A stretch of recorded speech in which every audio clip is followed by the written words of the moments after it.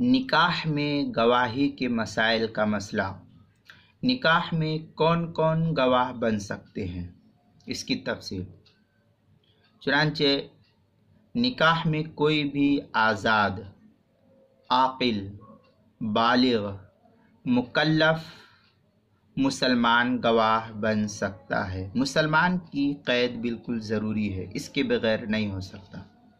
کل ایک مسئلہ ایک صاحب نے پوچھا کہ نکاح ہوا لیکن اس میں ایک گواہ مسلمان تھے اور ایک غیر مسلم تھے، کیا نکاح ہوگا؟ میں نے کہا نہیں ہوگا، کیونکہ فقہا مسلمین کی قید لگائے ہوئے ہیں، لہذا اس کا نکاح منعقد نہیں ہوگا۔ پھر بعد میں صاحب نے کہا کہ جس وقت نکاح ہوا تھا اس وقت بہت سارے لوگ موجود تھے، گواہ میں مجلس تھی، اس میں بہت سارے مسلمان گواہ تھے، تو کیا نکاح منعقد ہوگا؟ میں نے کہا ہو جائے گا۔ اس کی وجہ یہ کہ وہاں پر بہت سارے لوگ موجود تھے، اس لیے نکاح کا حکم نافذ کیا گیا۔ تو فقہا لکھتے ہیں کہ نکاح میں کوئی بھی آزاد، عاقل، بالغ، مکلف مسلمان گواہ بن سکتا ہے، یہ شرط ہے، خواہ وہ رشتہ دار ہوں یا غیر رشتہ دار۔ اور لڑکی سے اجازت لیتے وقت جو گواہ وکیل کے ساتھ جاتے ہیں وہ صرف اجازت کے گواہ ہوتے ہیں، یہ یاد رکھیے، وہ صرف اجازت کے گواہ ہوتے ہیں۔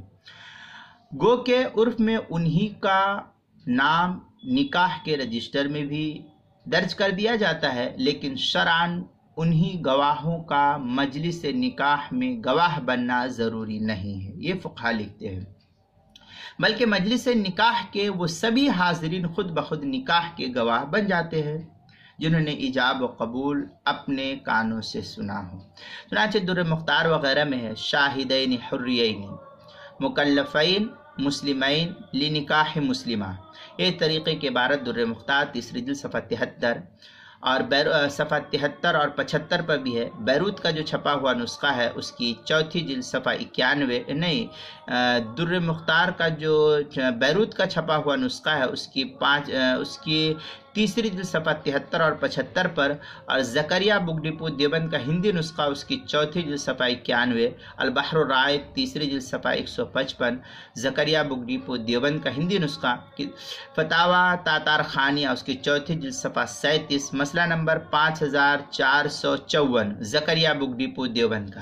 بدائع الصنائع میں ہے اما سائر القربات کالاخ والام والخال ونحوہم، یہ اس طریقے کی عبارت ہے فتقبل شہادت بعضهم لبعض، بدائع الصنائع 9ویں جلد صفحہ 35، دار الکتب العلمیہ بیروت کا یہ چھپا ہوا نسخہ، البحر الرائق اس کی 7ویں جلد صفحہ 156، خلاصۃ الفتاوی چوتھی جلد صفحہ 59، یہ لاہور کا چھپا ہوا ہے۔ آگے بحر الرائق میں ہے اند حریین او حر او حرتین عاقلین بالغین مسلمین فاسقین او محدودین، یہ اس طریقے کی عبارت کنز الدقائق سے نقل کی گئی ہے۔ وشرط فی الشہود اربع الحر والعقل والبلوغ والاسلام، یہ قید ہے البحر الرائق میں صاف۔ بحر الرائق تیسری جلد صفحہ 155 158 جو زکریا بک ڈپو دیوبند کا ہے، ہدایہ میں چوتھی جلد صفحہ 304 پر، مکتبہ تھانوی دیوبند کا چھپا ہوا کتاب المسائل اس کی چوتھی جلد صفحہ 113 پر بھی اس کو نقل کیا گیا ہے۔